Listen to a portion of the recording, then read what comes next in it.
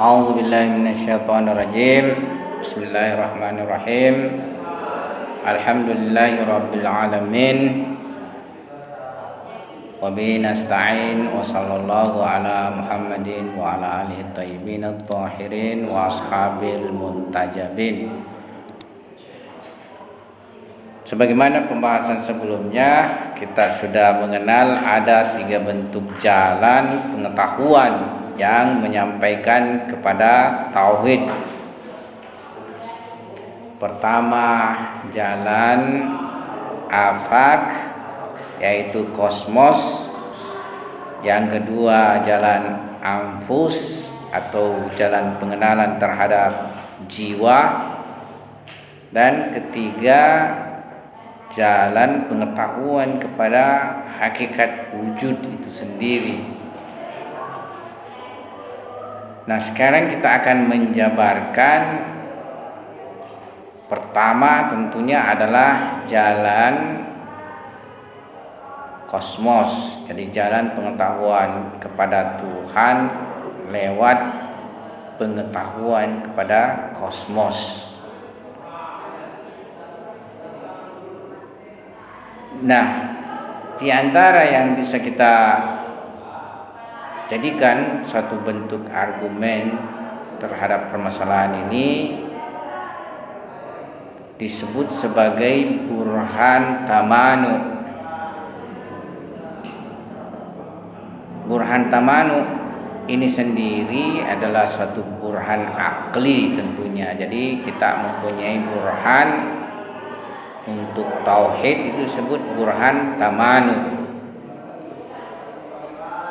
Tapi sekarang kita akan meninjaunya dengan pendekatan ayat Al-Quran. Tidaklah murni kita istilahnya hanya dengan metode logikal mendapatkan konklusi tentang tauhid lewat burhan taman, tapi kita melihat bahwa di dalam Al-Quran itu terdapat ayat bentuknya burhan tamanu.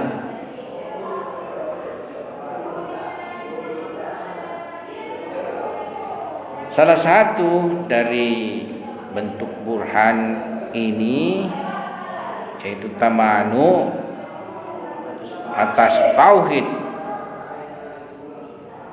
kepengaturan alam adalah burhan tamanu.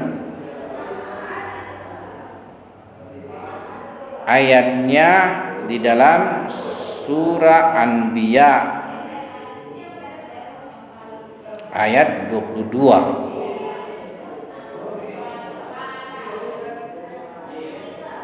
Tuhan berfirman, "Lau kana fihima aliha illallah la fasadata."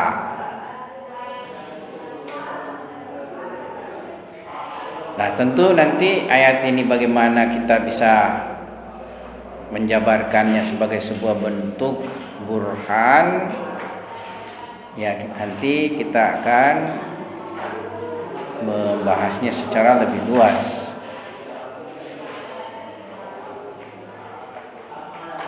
Nah, sebelum kita menggunakan ayat ini sebagai burhan, beberapa poin terlebih dahulu harus kita ketahui. Tujuan asli di dalam burhan ini membuktikan dan mengafirmasikan tauhid rububiyah Tuhan, yaitu ketunggalan kepengaturan alam, keesaan kepengaturan alam, bukan menetapkan keesaan zat wajibul wujud atau menetapkan tauhid kepenciptaannya.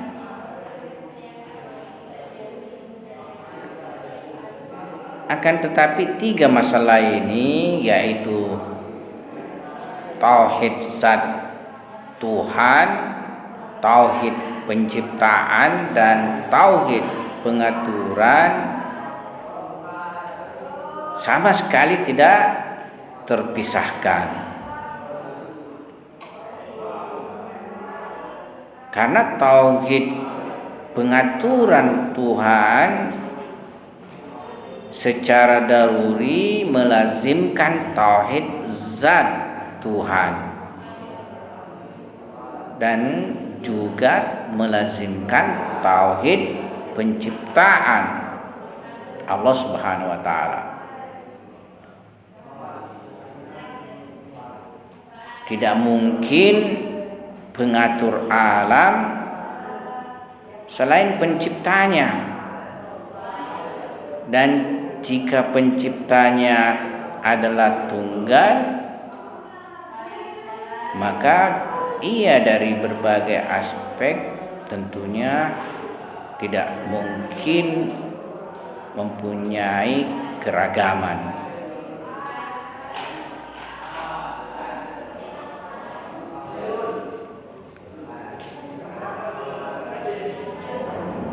Yang kedua, maksud dari aliha dalam ayat ini yaitu sembahan-sembahan yang mempunyai kepengaturan.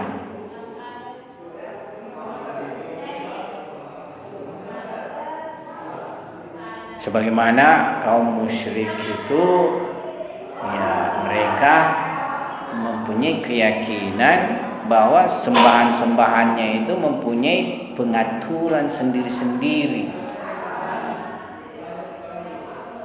Bentuk pengaturannya juga itu berdiri sendiri. Ya, jadi setiap sembahan itu mempunyai pengaturan berdiri sendiri. Karena itulah membuat berbilangnya Tuhan-Tuhan pengatur, karena Tuhan-Tuhan juga sembahan itu berbilang.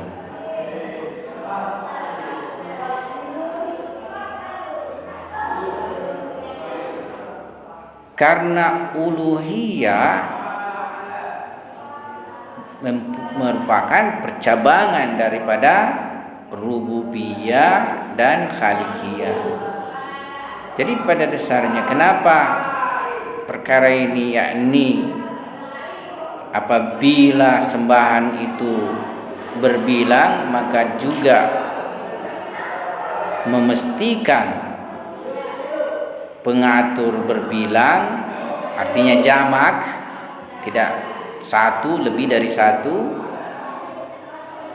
dikarenakan uluhiyah itu percabangan daripada rububiyah, yakni maksudnya penyembahan itu merupakan percabangan dari rububiyah atau pengaturan, dan juga percabangan daripada penciptaan. Dalam artian karena dia yang mencipta, dia yang mengatur, maka dia yang disembah. Tapi dalam hal ini, sebagaimana sering kita singgung, kaum musyrikin itu tidak berkeyakinan dalam bentuk syirik terhadap penciptaan. Di sini juga letak istilahnya, terdapat problem pemikiran pada kaum musyrik.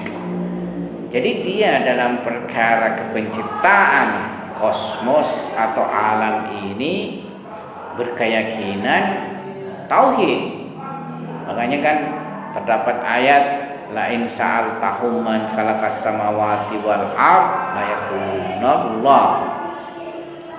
Jika kalian bertanya kepada mereka, yakni kaum musyrikin ini, penyembah wasan ini, ya, siapakah yang menciptakan langit dan bumi?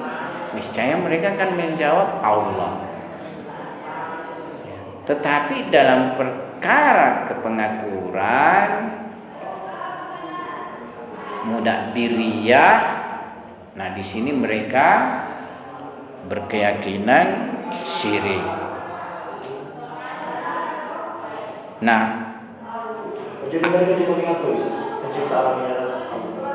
apa? Itu konsepnya itu mereka mengakui pencipta alam ini. Ya, pencipta alam semesta ini itu adalah Allah, Tuhan. Ya, dan tauhid.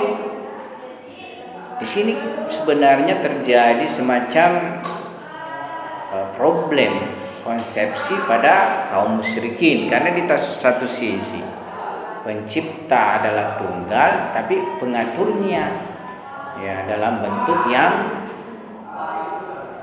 jamak atau berbilang. Mestinya karena penciptanya tunggal, mesti pengaturnya juga tunggal. Ya, jadi secara hakiki pengaturnya tunggal. Adapun kalau misalnya pengatur-pengatur lain itu dibawa pengaturan yang tunggal tersebut, seperti para malaikat. Malaikat itu mempunyai juga bentuk pengaturan tapi atas dasar perkara Tuhan, ya, perintah Tuhan. Yani memang Tuhan menciptakannya dalam bentuk dia mempunyai kedudukan dalam kepengaturan, ya, tapi tidak berdiri sendiri, ya, sebab mereka itu wujudnya tetap bergantung pada Tuhan. Ya.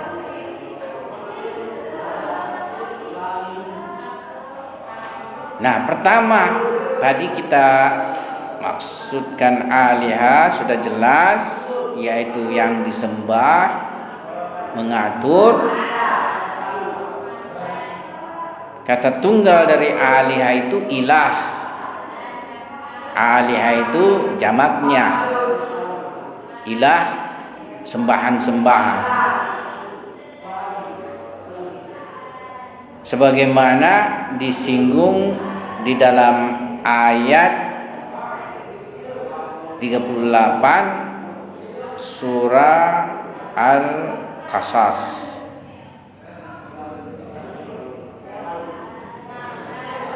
Qala Fir'aunu ya ayyuhal mala ma alimtu lakum min ilahin ghairi. Fir'aun berkata, wahai pembesar-pembesar Mesir, di sini maksudnya, tidaklah aku mengetahui bagi kalian dari sembahan selainku. Dari Fir'aun dalam ayat ini mengklaim bahwa dirinya adalah sembahan pengatur kaumnya, bukan tentunya wajibul wujud dan bukan pencipta alam dan manusia.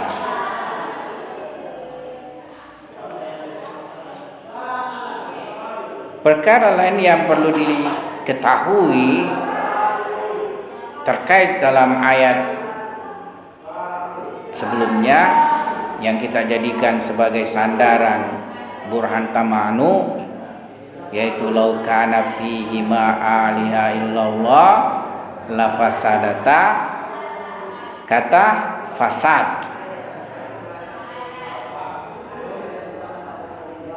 Al-Quran menisbahkan fasad kepada berbagai perkara yang beragam. Fasad itu artinya kerusakan.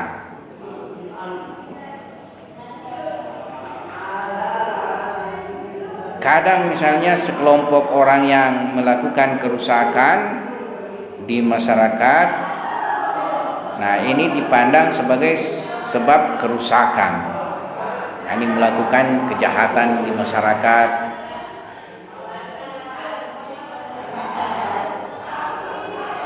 Seperti ayat zaharal fasadu fil barri wal bahri bima kasabat aidin nas. Itu di dalam surah Ar-Rum ayat 41. tampak kerusakan di daratan dan lautan. Jadi telah tampak kerusakan di daratan dan lautan dikarenakan perbuatan tangan manusia, tangan-tangan manusia.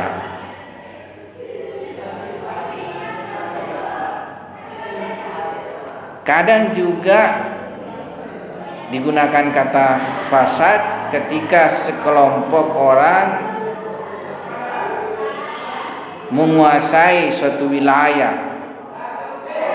Misalnya terjadi perang, kemudian ia mengalahkan lawannya, nah dia masuk ke wilayah tersebut menguasainya. Seperti di dalam surah An-Naml ayat 34. Qalat innal muluka idza dakhalu qarya afsaduha. Qalat di sini yang berkata itu adalah Ratu Balqis. Jadi ini terkait dengan Ratu Balqis ketika dia bermusyawarah dengan para pembesar kerajaannya.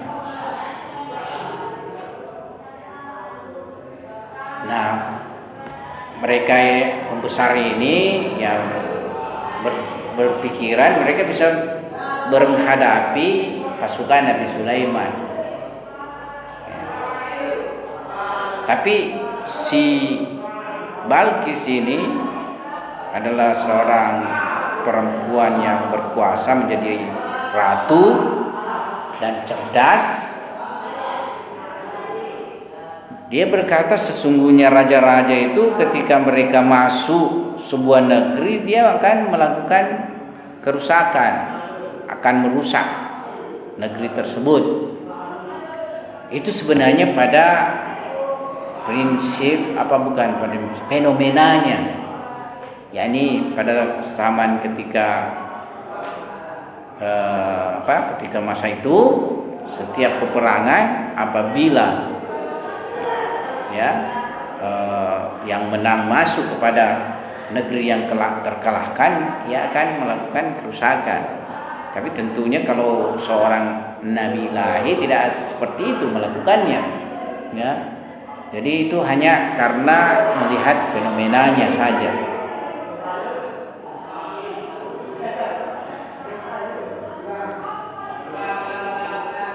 Maksudnya ya kalau kita berperang melawan pasukan Nabi Sulaiman, sementara dia mempunyai pasukan yang sudah besar sekali, sangat besar ketika itu, ya, kita pasti terkalahkan. Dan kalau mereka menguasai kita punya negeri, ya sebagaimana fenomena yang terjadi misalnya pada kerajaan-kerajaan yang lain, itu akan melakukan kerusakan. Nah, di dalam ayat ini yang dijelaskan adalah kerusakan sebagian saja, ya. Sama dengan juga ayat sebelumnya, kerusakan yang dimaksudkan itu sebagian saja, yaitu daratan dan lautan.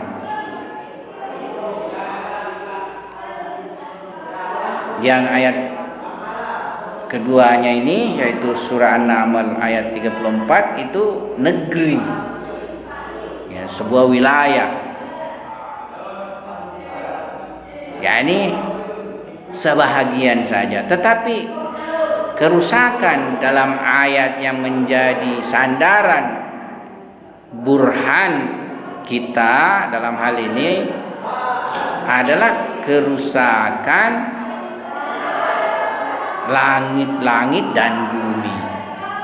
Dan itu tidak lain maksudnya kerusakan seluruh alam.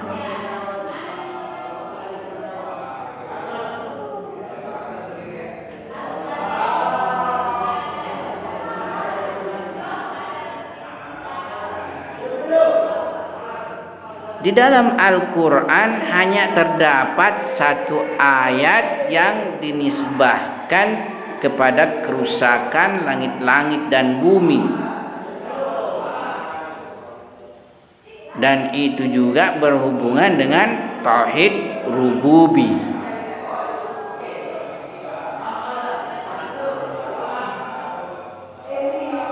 Yang mana menjelaskan apabila Tuhan berkehendak mengikuti hawa nafsu,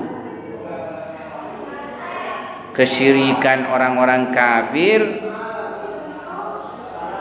maka pastilah langit-langit dan bumi serta penghuninya semua mendapatkan kerusakan.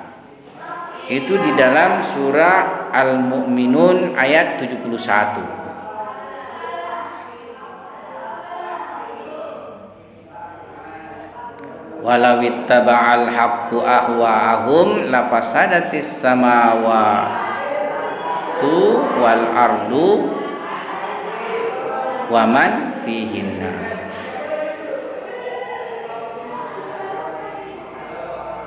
Sekiranya hak Subhanahu wa taala mengikuti hawa nafsu mereka, niscaya rusaklah langit dan bumi dan apa yang terdapat di dalam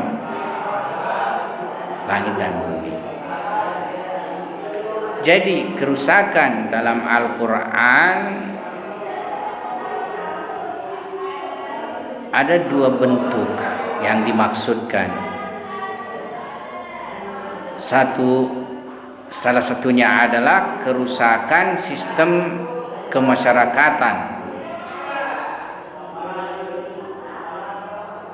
kerusakan sistem ekonomi, moral, sosial, yakni yang berhubungan dengan masyarakat manusia. Dan yang lainnya adalah kerusakan terkait tentang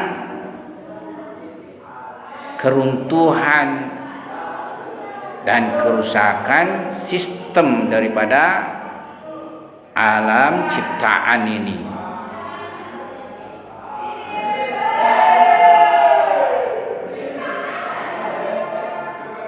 Yang pertama, kerusakan maksudnya yang pertama itu berhubungan dengan pembahasan hikmah amali.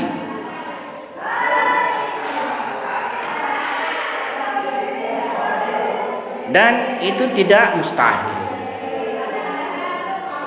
Yani kerusakan pada masyarakat itu tidak mustahil. Kerusakan politik, kerusakan sosial, kerusakan budaya, kerusakan ekonomi, kerusakan sosial, kerusakan akhlak dan lainnya, itu bukan suatu perkara mustahil, bahkan terjadi. Ya. Kenyataan masyarakat di berbagai negeri mengalami kerusakan.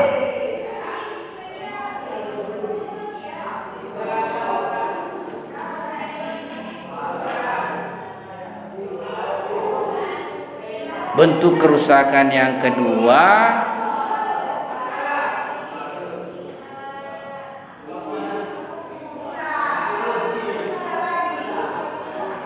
yang menjadi pembahasan kita adalah kerusakan alam.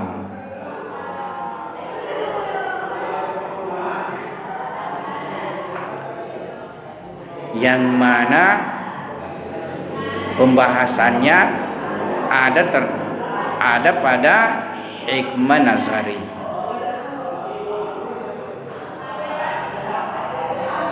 Dan kerusakan bentuk kedua ini, yakni kerusakan sistem alam, keruntuhan alam,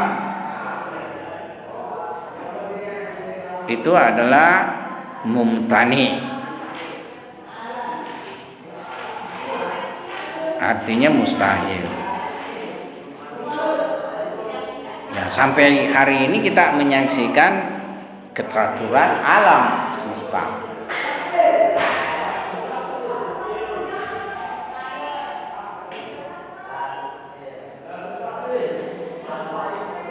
Kadang yang kita juga lihat sebagai bentuk kerusakan sebagian daripada alam dalam bentuk partikularnya, seperti gempa, terjadi gempa, banjir, angin topan. Itu kalau ditinjau dari aspek universalnya, bahagian daripada keteraturan itu juga, ya.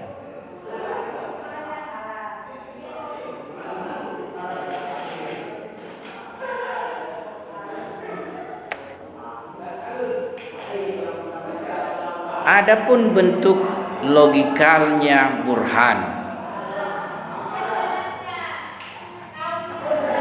ayat lau kana fihi ma alihatun illallah lafasadata mengandung atas proposisi hipotetis kadia syartiyah,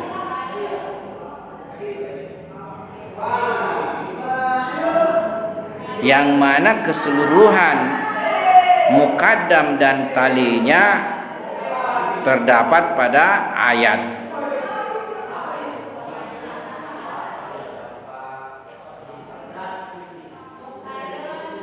Akan tetapi karena istidlal dengan satu proposisi tidaklah mungkin, maka melazimkan proposisi lainnya, dan dengan menambahkan proposisi tersebut maka kita akan mendapatkan bentuk silogisme yang sempurna dan sesuai dengan mizan logika memberikan konklusi.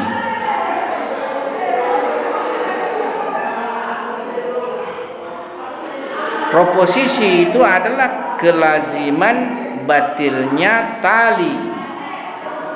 Jadi ada mukaddam, ada tali kalau dalam proposisi syartiyah. Ya, masih ingat itu? Ya, di dalam ilmu mantik ada mukaddam, ada tali.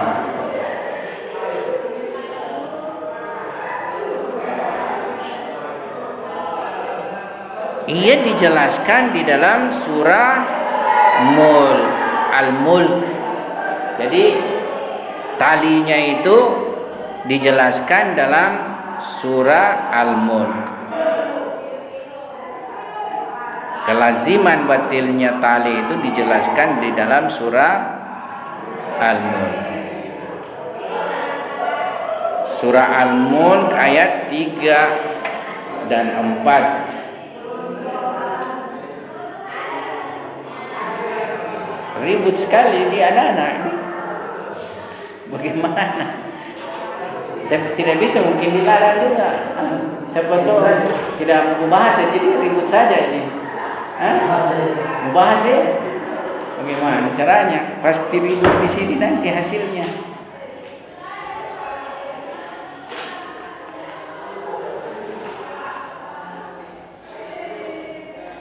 Surah Al-Mulk itu juz 29.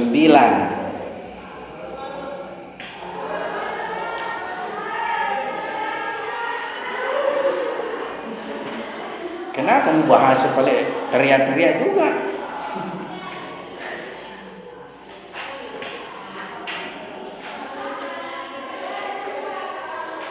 Nah, ayat 3,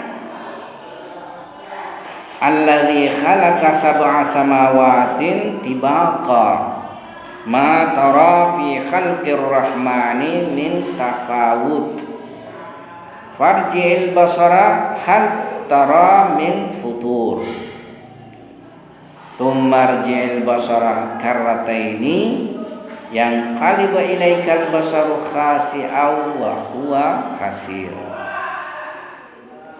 Yang menciptakan 7 langit berlapis-lapis, tidak akan kamu lihat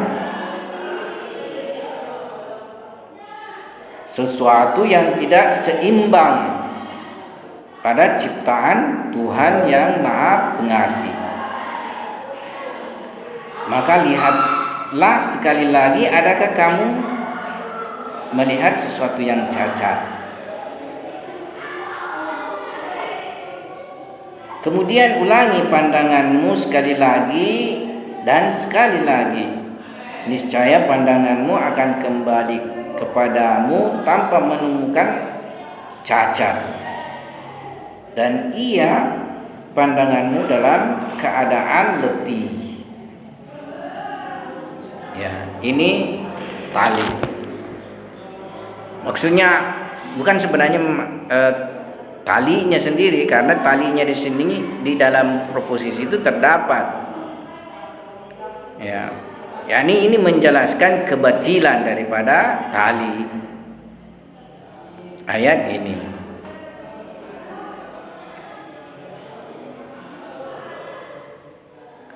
Nah, ketika tidak tersaksikan paling minimalnya ketakseimbangan dan ketakteraturan di dalam alam ini, maka tentunya yang ada adalah keseluruhan sistem kosmos alam ini mempunyai keseimbangan, keharmonian, dan keteraturan. Artinya tidak ada sama sekali kerusakan pada langit-langit dan bumi yang akan membuat runtuhnya tatanan alam semesta. Nah, dengan menggabungkan dua ayat, maka bentuk kiasnya yaitu kias istisnai, silogisme pengecualian. Kias istisnai, silogisme pengecualian. Jika selain Tuhan di alam terdapat pengatur-pengatur lain,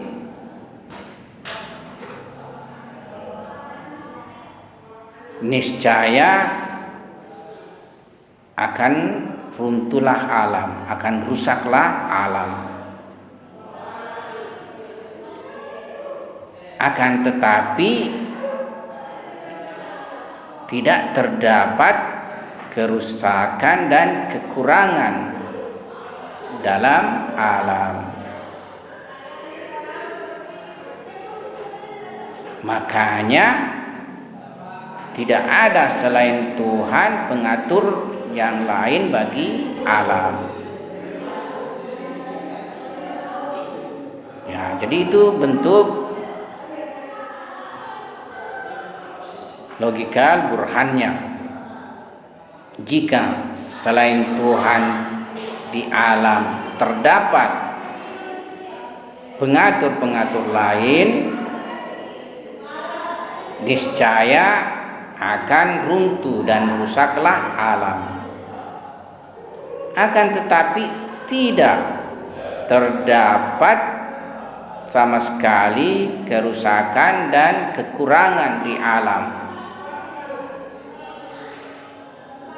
Konklusinya, maka selain Tuhan tidak terdapat pengatur lain pada alam.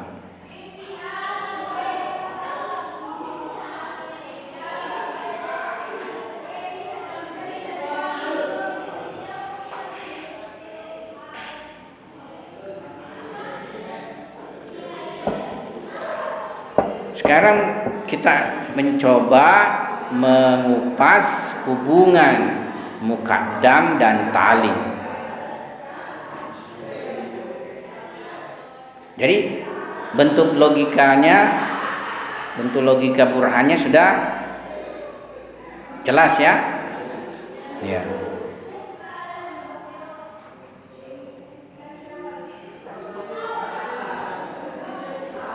Karena di dalam ayat-ayat yang telah disebutkan kandungannya adalah burhan tamanu, yang bertujuan menetapkan tauhid, pengaturan yang dalam bentuk qiyas istisnai, yang mana mesti terdapat kelaziman antara muqaddam dan tali. Muqaddamnya lau kana fihi ma alihatun illallah, sekiranya ada pada langit dan bumi Tuhan-Tuhan kecuali Allah. Ini mukaddimanya, mukaddamnya bukan mukaddimah, maksudnya mukaddamnya. Dan talinya la fasadata, niscaya rusaklah keduanya.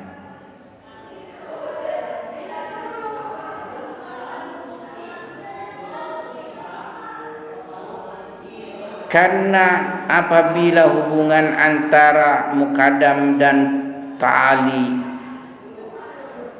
hanya sebatas ittifaqi, tasadufi, yakni kebetulan, dan antara duanya itu tidak ada hubungan secara daruri dan kesebaban, maka tidak bisa diambil natijah dari proposisi seperti ini yang bersifat daim dan daruri, ini bersifat langgeng dan niscaya. Bersifat daim itu artinya selamanya, ya. Daruri itu artinya, ya, apa istilahnya, daruri, badihi.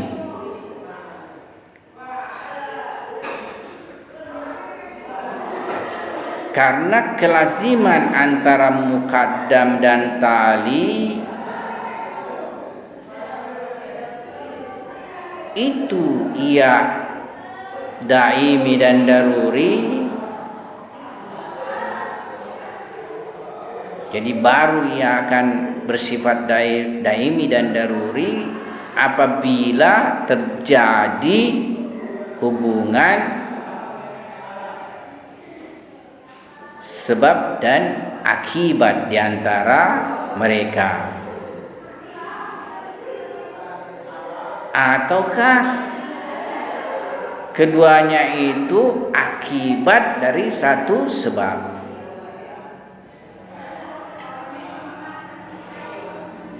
Jadi apakah hubungannya dalam bentuk sebab dan akibat di antara keduanya, ataukah masing-masing dua akibat itu berasal dari satu sebab.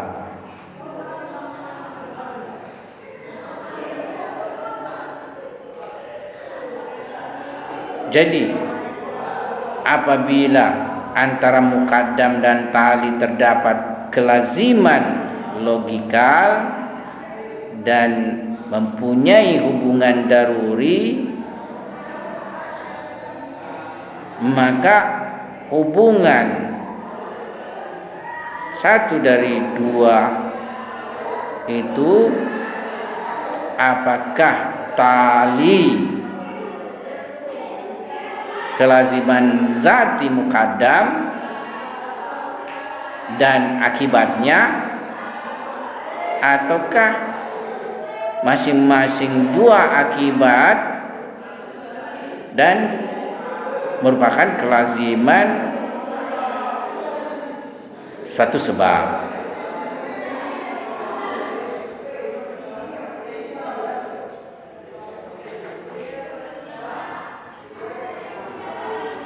Nah, yang maksudnya yang bentuk kedua itu bahwa dua akibat merupakan kelaziman dari atau merupakan kelaziman ketiga, sesuatu yang ketiga, yaitu sebab, dalam artian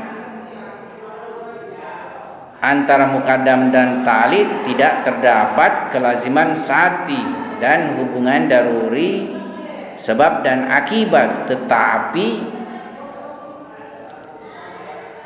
dikarenakan keduanya merupakan akibat dari satu sebab, sementara setiap akibat adalah kelaziman dari sebabnya dan selamanya tidak akan terpisah, maka niscaya akibat-akibat dari satu sebab juga mempunyai kelaziman satu dengan yang lain serta tidak terpisah satu dengan lainnya. Ya, ini sudah bisa dipahami. Ya, karena misalnya ini akibat merupakan mempunyai kelaziman zati dengan sebabnya dan tidak terpisah. Kalaupun ada dua akibat dari satu sebab ini, karena dia juga mempunyai hubungan dengan sebabnya secara kelaziman zati, maka ia sesama akibat juga mempunyai kelaziman.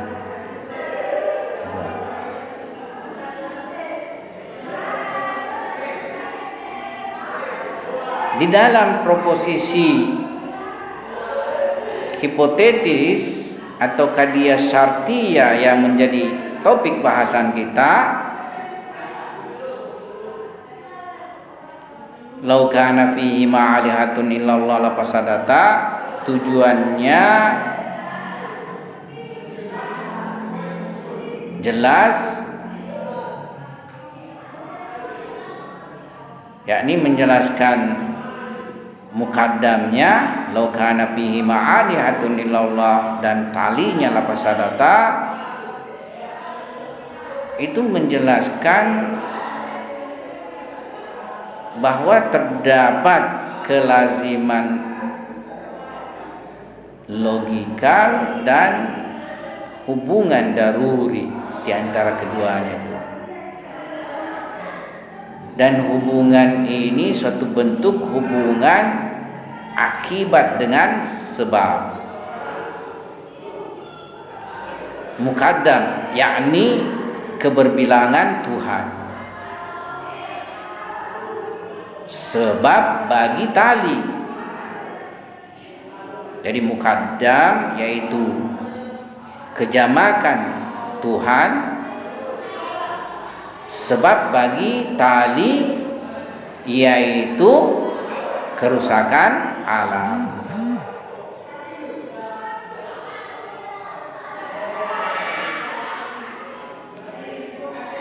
Nah, dalam bentuk ini maka bisa dengan membuktikan ternafikannya akibat dan tali. Jadi akibat dalam hal ini adalah tali, maka juga ternafikan sebab dan mukaddam. Dikarenakan di dalam ayat ma tara fi khalqir rahmani min tafawud, tidaklah kalian lihat di dalam ciptaan Tuhan Maha Pengasih ketakseimbangan. Sudah ternafikan akibat, yakni sudah membuktikan ternafikannya akibat. Ya, jadi ayat yang di dalam surah Al-Mulk ini itu menafikan akibat. Yani tidak terjadi kerusakan di alam ini. Ma tara fi khalqir rahmani min tafawud. Tidakkah kamu melihat di dalam ciptaan Tuhan Maha Pengasih, ya, ketakseimbangan, ketakteraturan. Nah, dengan menggabungkan dua ayat satu dengan yang lainnya, yakni dalam artian tafsir ayat dengan ayat,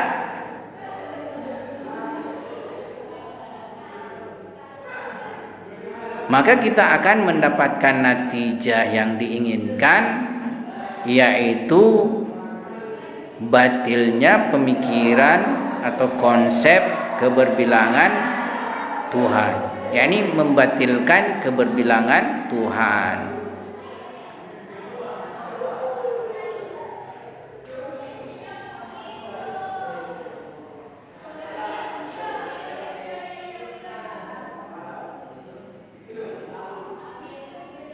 Jadi pada dasarnya ruang lingkup burhan tamanu adalah tauhid rububiyah Allah Subhanahu wa taala.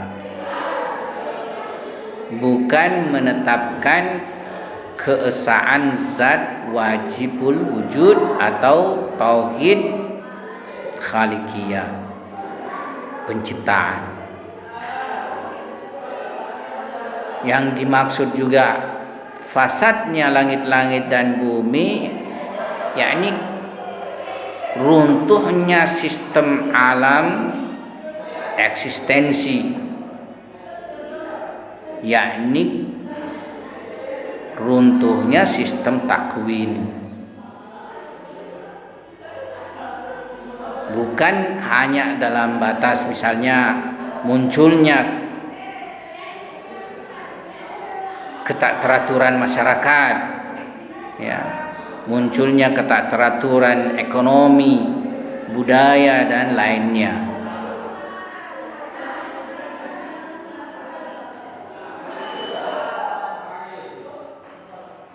Dan Al-Quran dengan jelas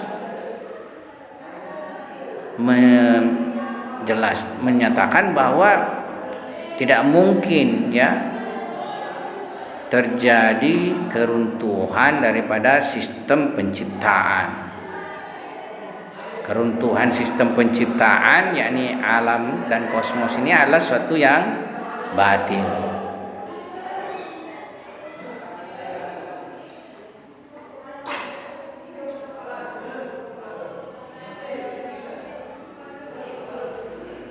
Ya, ini tadi sudah di dalam bentuk penjelasan hubungan muqaddam dan ta'lil.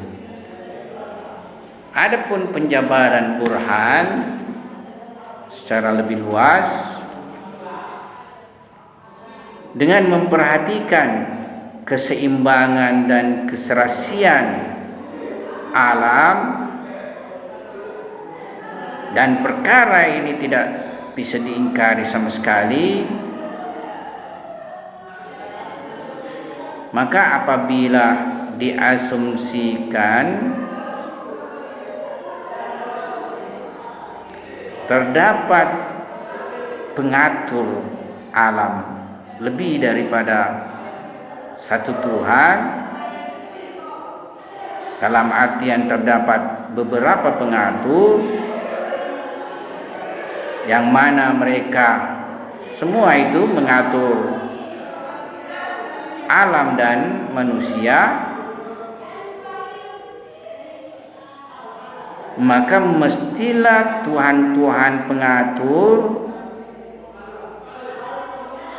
di dalam zatnya dan wujudnya terdapat kemandirian atau keberdiri sendirian satu dengan yang lainnya. Maksudnya masing-masing Tuhan ini secara zat mempunyai keberdirian sendiri, keindependenan. Kalau tidak seperti demikian, maka itu tidak sesuai dengan ketuhanan mereka. Karena Tuhan yakni sesuatu yang mempunyai secara zat berdiri sendiri, independen. Kapan dia secara zat bergantung pada yang lain, dia bukan Tuhan, ya. Seperti semua maujud-maujud mungkin bergantung kepada wajibul wujud, maka dia bukan Tuhan. Kalau ia Tuhan, ya secara zat tidak bergantung pada yang lainnya, mestilah dia berdiri sendiri. Artinya semuanya mesti maha kaya, ya. Tidak butuh, tidak fakir kepada yang lain.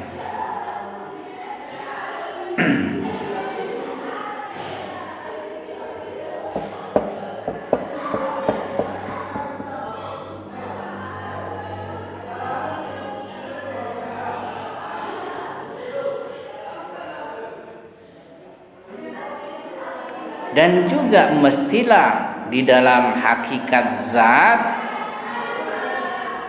terdapat perbedaan di antara mereka. Jadi dalam hakikat dan substansi zatnya juga satu dengan yang lain berbeda. Sebab apabila semuanya mempunyai satu hakikat, artinya sama 100%. Nah, di samping ini menyalahi kesimpulan dan kebasitan serta kesucian Tuhan dari kekomposisian, ya, sebagaimana kita di dalam pembahasan tauhid ahadi, Tuhan itu suci dari berbagai bentuk kekomposisian. Ya, ini sudah pernah lihat bentuk penjelasannya, menafikan Tuhan dari kekomposisian secara aktual, secara potensi, dan secara analitik. Sudah pernah lihat bentuk argumen ini? Belum pernah, ya? Kan di dalam pemahaman tauhid itu ada dua, ada disebut tauhid wahidiyah dan ada tauhid ahadiyah. Kalau wahidiyah yakni zatnya Tuhan sebagai wajibul wujud itu hanyalah tunggal. Tapi kalau ahadi, di dalam zat ini apakah terdapat rangkapan, ya, susunan, artinya dia harus suci dan bersih daripada segala bentuk rangkapan dan susunan. Kenapa? Kalau terdapat misalnya rangkapan dan susunan, maka itu mempunyai kebergantungan, mempunyai kekurangan, dan tentunya dia tidak layak jadi Tuhan. Karena Tuhan itu mesti dalam berbagai dimensi, dalam seluruh dimensinya adalah sempurna, tidak boleh ada kekurangan. Kapan terdapat kekurangan, itu akan mengalami perubahan menuju kepada kesempurnaan.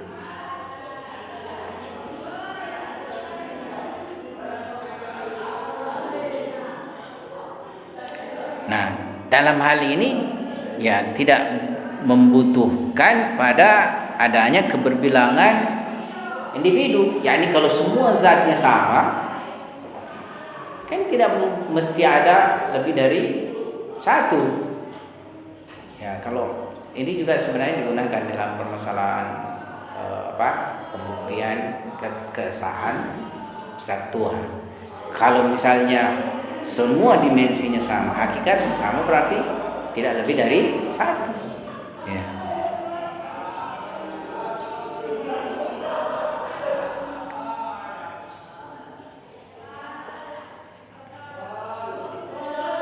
Sebab setiap kepengaturan dari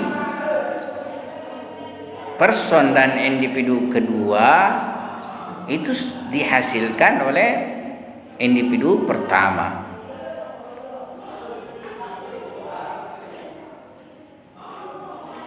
Jadi yang dihasilkan yang kedua adalah tahsil hasil, istilahnya sudah dihasilkan, dia juga hasilkan karena sama besuk, sama ya. Itu tidak seperti demikian. Kalau sudah dihasilkan, tidak bisa lagi dihasilkan untuk kedua kalinya. Ya, karena kan cuma satu sistem. Ya. Sistem ini tidak berulang untuk dihasilkan kedua kalinya. Jadi kalau sudah dihasilkan, ya maksudnya secara keseluruhan, jangan lihat partikular, ya, secara keseluruhan.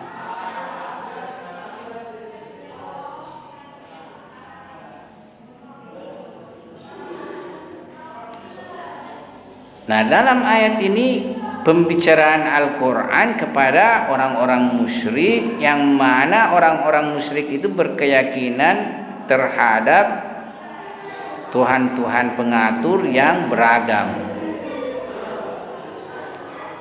dan mereka memandang Tuhan-Tuhan tersebut dari aspek substansi zat itu berbeda satu dengan lainnya.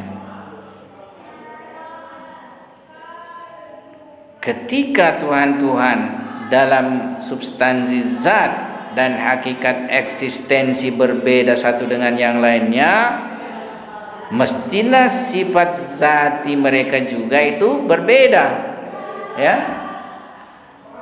Jadi ketika mereka itu berbeda dalam substansi zat dan hakikat eksistensi, maka sifat-sifat zati mereka juga adalah berbeda. Sebab sifat zati Tuhan itu identik zatnya. Ini tauhid sifat. Sebab sifat zati Tuhan itu identik zatnya.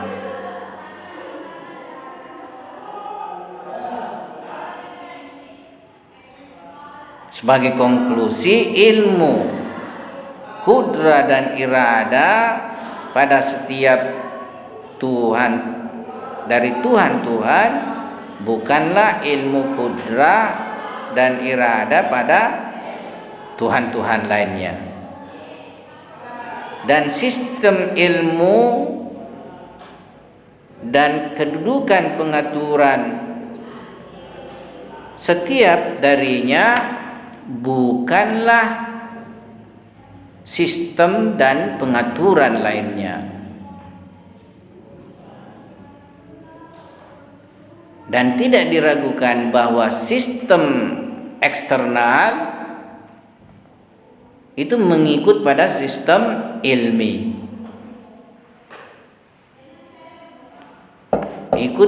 mengikut kepada sistem ilmi dan irada sumber pelaku.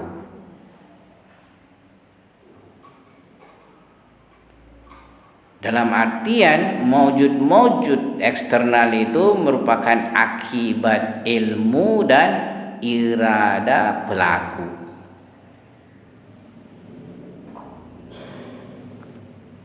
Oleh karena itu mestilah dengan keberbilangan Tuhan-Tuhan yang diasumsikan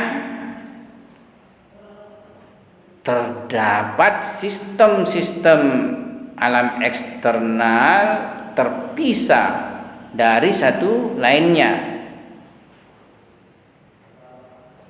Terdapat alam-alam yang terpisah-pisah dan saling berlawanan. Terdapat masyarakat-masyarakat manusia yang tidak seimbang di luar, maksudnya di alam eksternal. Karena setiap atau karena apa istilahnya,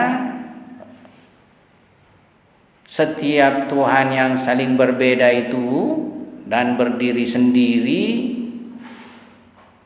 dengan ilmu dan iradahnya juga yang berbeda, masing-masing akan kepada sistem eksternal yang saling berlawanan.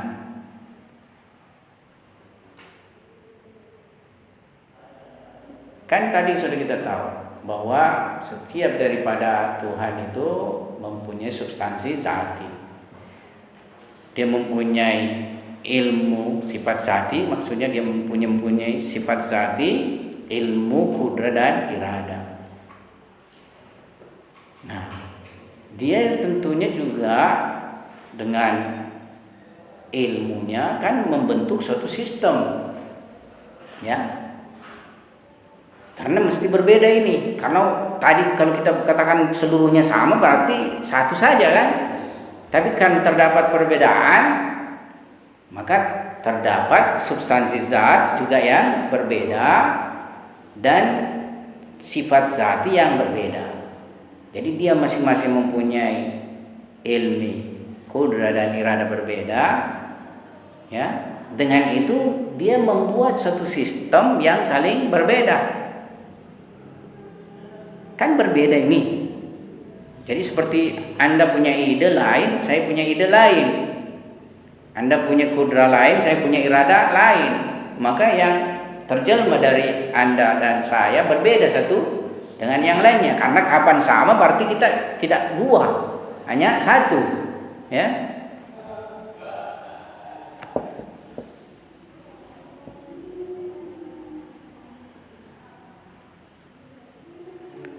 Dan apabila semua mereka berkehendak pencipta dan pengatur satu sistem yang diasumsikan, satu sistem saja, nah niscaya sistem itu akan runtuh dan hancur. Padahal keseluruhan sistem alam itu adalah mempunyai keseimbangan, mempunyai keteraturan, mempunyai keserasian dan tidak terdapat pertentangan dan perbedaan di dalamnya. Ya, jadi kita menyaksikan sistem ini bukan terdiri dari berbagai sistem alam, satu saja sistem.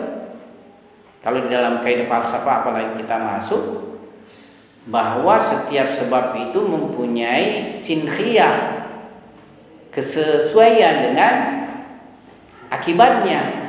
Nah, tentu misalnya 5 Tuhan, dia mempunyai kesesuaian dengan ciptaannya masing-masing kan, akibat-akibatnya. Ini mempunyai ini. Nah, ini tidak bisa digabung begitu saja. Ya. Nah, kita menyaksikan alam ini hanya diatur satu sistem. Tidak keluar dari berbagai Tuhan, ya, dan tidak diatur oleh beragam Tuhan. Ya. Nah, inilah yang diisyaratkan di dalam ayat suci Al-Quran tentang kekokohan, keserasian dan keseimbangan alam. Ma tara fi khalqir rahmani min tafawud. Farjil basara hal tara min futur. Ya. Ayat keempat ini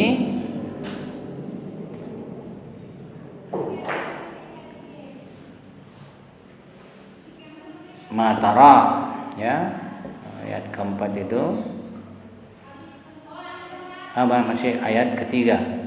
Matara fi khalqir rahman, tidak akan kamu lihat sesuatu yang tidak seimbang pada ciptaan Tuhan yang Maha Pengasih. Maka lihatlah sekali lagi, adakah kamu lihat sesuatu yang cacat? Ya, kita tidak melihat kecacatan di alam semesta ini karena sistemnya adalah kokoh. Nah, dengan menjelaskan permasalahan ini, maka asumsi berbilangnya Tuhan, yaitu lau kana fihi ma'alihatun illallah, sekiranya terdapat pada langit dan bumi Tuhan-Tuhan kecuali Allah, adalah sama dengan asumsi runtuhnya sistem eksistensi, yaitu lafasadata. Dan kelaziman zati Tuhan-Tuhan yang berbilang adalah keruntuhan keseimbangan alam. Dan perkara ini adalah mustahil, artinya mumtani, karena tidak terjadi demikian. Nah, sebagai konklusinya, keberbilangan Tuhan dan kesyirikan rububiyah hak itu adalah perkara mustahil. Artinya kalau sudah dibuktikan demikian, berarti yang mengatur alam itu adalah cuma satu saja, yaitu tauhid rububiyah terbuktikan, ya, terafirmasikan. Ini penjelasan dengan pendekatan Burhan Tamanu lewat ayat suci Al-Quran.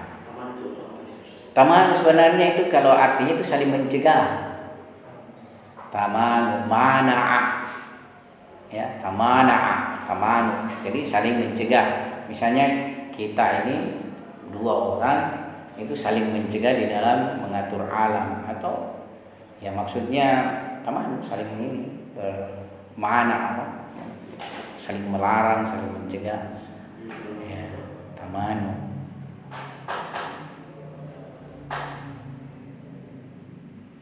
Mana'ah sendiri artinya mencegah. Maksudnya tidak mungkin terjadi dua pengatur alam, karena kalau dua ini akan tumpang tindih ke pengaturan. Bukan sebatas itu, bahkan sistemnya kan tadi sudah kita jelaskan, bahkan mesti ada dua sistem. Sistem tidak bisa seperti itu dalam alam takwin.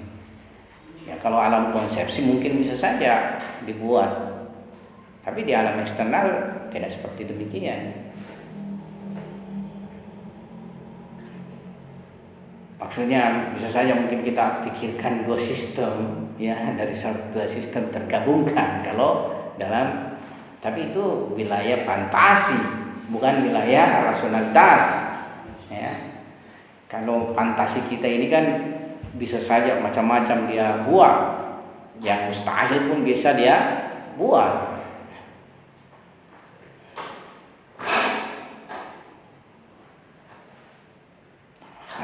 Alam khayal misalnya bisa buat sebuah hewan, ada tanduknya, ada telinganya besar, ada sayapnya bisa terbang, kakinya misalnya beratus-ratus, ya, macam-macam bisa dibuat kan.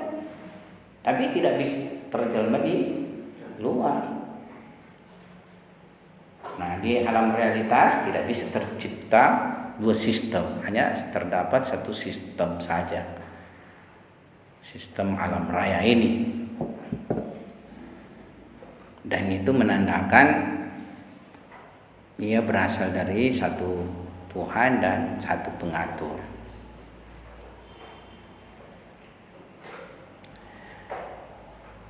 Nah, sebagai kesimpulan, pertama, ketunggalan alam dan keseimbangannya adalah perkara yang musallam, perkara yang niscaya. Ya, ini kita menyaksikannya. Berbilangnya sumber pengambil keputusan dan berbilangnya sumber pengaturan melazimkan berkumpulnya dua perkara kontradiksi. Karena dari dua sumber yang berbeda dan dua sumber yang saling berlawanan itu tidak akan menghasilkan efek yang seimbang dan serasi. Dan itu juga dalam artian alam sekarang ini juga tunggal dan juga tidak tunggal, dan juga serasi dan seimbang, dan juga tidak serasi dan seimbang.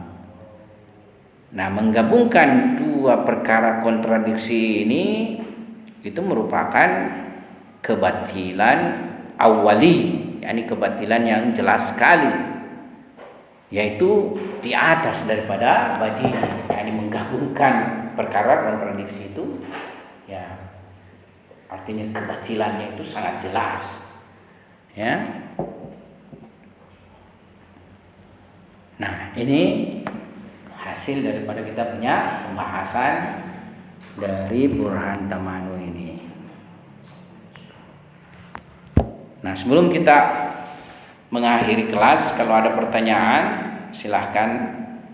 Nanti pertemuan berikutnya kita akan membahas subha yang terdapat burhan tamanu ini, yaitu kritikan-kritikan ya yang terdapat di dalam burhan tamanu ini. Ada pertanyaan? Ini Ustaz. Kan sampai dijelaskan kemarin itu terkait dengan kaum musyrikin itu yang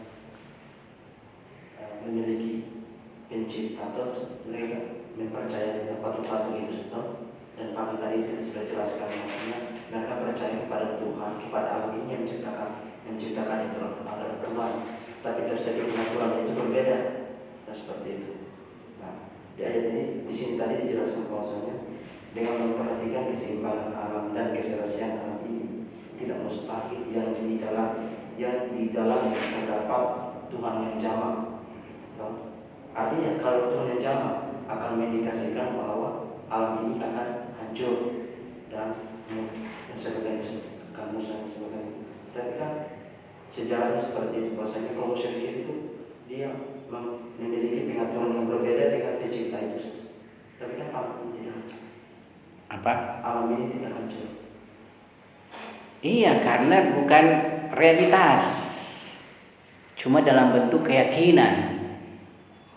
Jadi dia mempunyai keyakinan terhadap adanya Tuhan-Tuhan pengatur selain pengatur alam yang hakiki. Kepercayaannya itu tidak sesuai dengan realitas. Karena tidak sesuai dengan realitas, artinya ternafikan adanya pengatur yang tunggal, ya alam tidak runtuh, tidak rusak. Karena realitasnya pengatur itu hanya satu, Tuhan. Bukan sesuai dengan keyakinannya kaum musyrikin. Ini maksudnya kalau sesuai dengan keyakinannya kaum musyrikin, yakni memang di alam realitas ini terdapat pengatur-pengatur yang berdiri sendiri, ya, lebih daripada satu, ini yang akan memunculkan kerusakan dan keruntuhan sistem alam. Tapi kan tidak sesuai dengan keyakinannya, yakni tidak ada realisasi demikian, maka tidak juga akan muncul kerusakan dan keruntuhan sistem alam. Begitu maksudnya. Yakni karena tidak cocok dengan keyakinannya. Ya. Dan dalam situ fasad, artinya kehancuran yang dimaksud dalam Quran alam ini terkait dengan kerusakan alam, kerusakan langit dan bumi itu. Ya. Yang mustahil terjadi itu. Ya. Kita mengindikasikan bahwasanya ketika alam langit dan bumi hancur, itu berarti terjadi Tuhan. Tetapi kan mustahil terjadi, berarti mengindikasikan bahwa Tuhan itu satu. Iya. Iya. Seperti itu. Jadi dengan tidak terjadinya kerusakan dan keruntuhan sistem alam, berarti pengaturnya hanyalah satu, yakni satu Tuhan yang mudabbir, tidak sesuai dengan keyakinan kaum musyrikin. Oke? Ya.